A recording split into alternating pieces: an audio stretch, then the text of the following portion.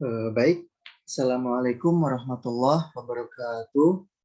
Perkenalkan diri, nama saya Muhammad Fauzan Adi, NIM 19020045 dari kelas Fire and Safety B. Di sini saya akan mempresentasikan hasil kerja saya, yaitu membuat video untuk tugas UAS pencemaran industri. Lanjut. Yang pertama, soalnya apa yang dimaksud dengan pengolahan limbah B3? Pengolahan limbah B3 adalah proses untuk mengurangi atau menghilangkan sifat bahaya dari sifat bahaya atau sifat racun. Tujuan pengolahan limbah medis ini adalah mengubah karakteristik biologis atau kimia limbah sehingga potensi bahayanya itu terhadap manusia berkurang atau tidak ada. Nomor 2. Soalnya, sebutkan dan jelaskan karakteristik limbah B3. Yang pertama, ada eksplosif atau mudah meledak. Yang kedua, oxidizing atau pengoksidasi. Yang ketiga, flammable, yaitu mudah menyala. Yang keempat, toxic, yaitu beracun. Yang kelima, harmful, yaitu berbahaya. Yang keenam, ada korosif. Yang ketujuh, itu bersifat iritasi. Yang kedelapan, dangerous to the environment, yaitu berbahaya bagi lingkungan. Yang kesembilan, karsinogenik atau karsinogenik. Yang kesepuluh, teratogenik atau bahasa Indonesianya teratogenik, sama saja. Lanjut. Nomor 3.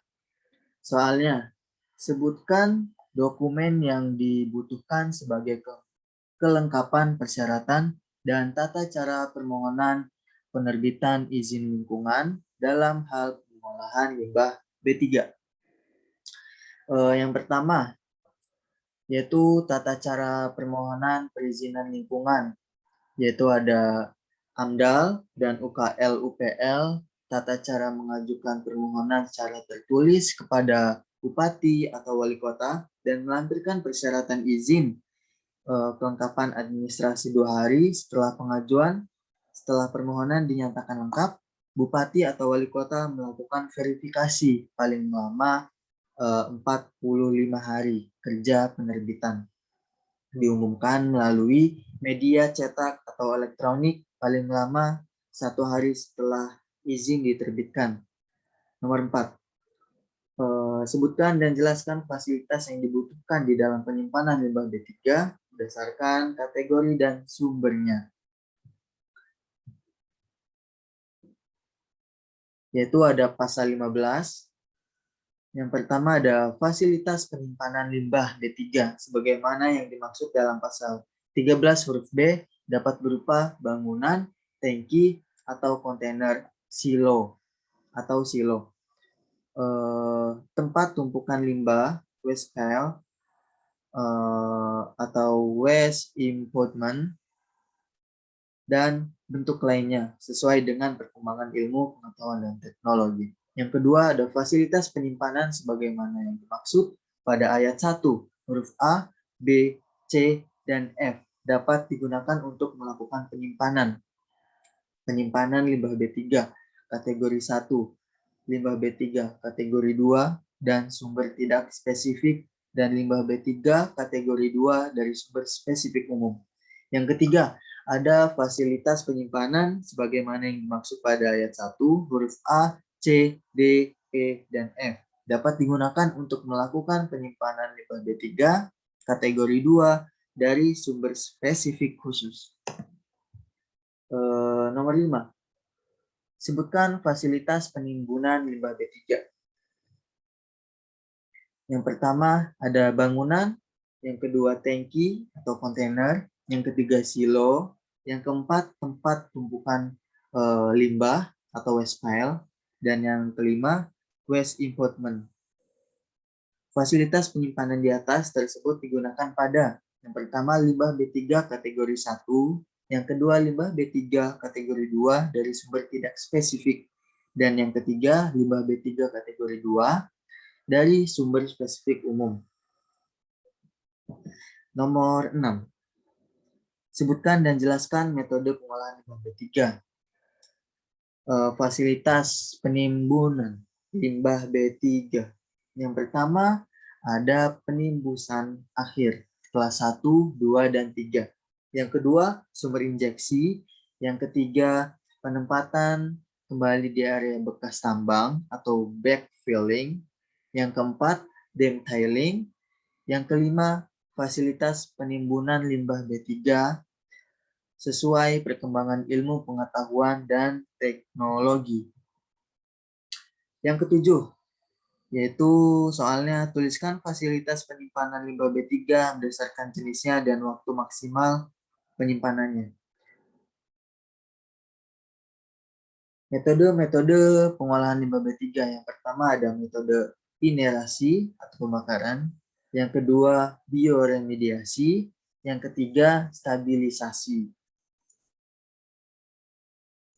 Nomor 8, tuliskan fasilitas penyimpanan limbah B3 berupa bangunan dalam bentuk tabel.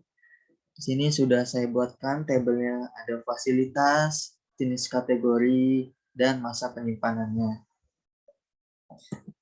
Nomor 9, tuliskan waktu penyimpanan B3, limbah B3 berdasarkan kategori limbah B3 dan jumlah B3 yang dihasilkan dalam bentuk tabel.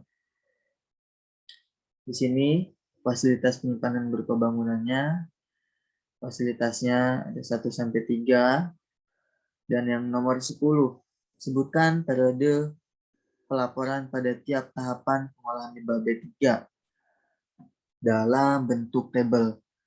Di sini tabelnya sudah saya buatkan, Bu. Ada kategori, waktu penyimpanan, dan jumlah.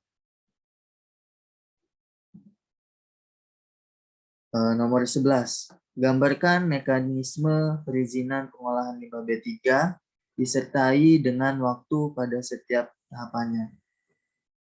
Ini gambarnya sudah saya masukkan di dalam PowerPoint-nya. Dari yang pertama sampai yang terakhir. Proses permohonan persetujuan teknis untuk jasa pengolahan limbah B3. Lanjut nomor 12. Sebutkan jangka waktu proses perizinan pengolahan limbah B3 pada tiap tahapannya. Jangka waktu penerbitan perizinan pengolahan limbah B3.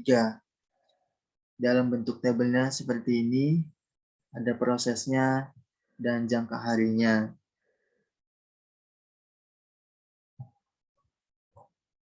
Nomor 13. Sebutkan masa berlaku izin dari masing-masing pengolahan limbah B3 dalam bentuk tabel. Di sini sudah saya buatkan tabelnya juga, prosesnya, dan masa berlaku. Nomor 14. Sebutkan contoh pemanfaatannya limbah B3. Manfaatnya sudah saya taruh sini, Bu. Jenis limbah, bentuk pemanfaatan, sama sumbernya.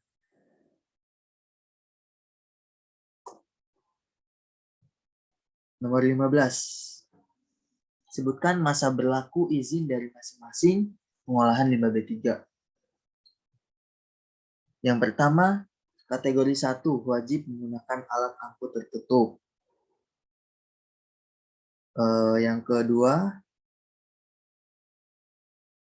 Yang kedua kategori 2 boleh menggunakan alat angkut terbuka. Di sini ada macam-macamnya. Ada pengangkutan limbah B3 wajib memiliki rekomendasi pengangkutan limbah B3 dari KLHK dan seterusnya. Dan yang terakhir, sebutkan dan jelaskan kategori limbah B3. Yang pertama ada limbah B3 dari sumber spesifik, dan ini penjelasannya. Yang kedua, limbah B3 dari sumber tidak spesifik, ini juga penjelasannya. Dan yang ketiga atau yang terakhir, limbah B3 dari B3 yang sudah kadaluarsa, tumpah dan bekas kemasan B3. Berikut penjelasannya juga. Sumbernya sebagai berikut. Selesai. Mungkin itu saja yang bisa saya sampaikan. Kurang dan lebihnya mohon maaf Ibu. Wabillahi taufiq wal hidayah. Wassalamualaikum warahmatullahi wabarakatuh.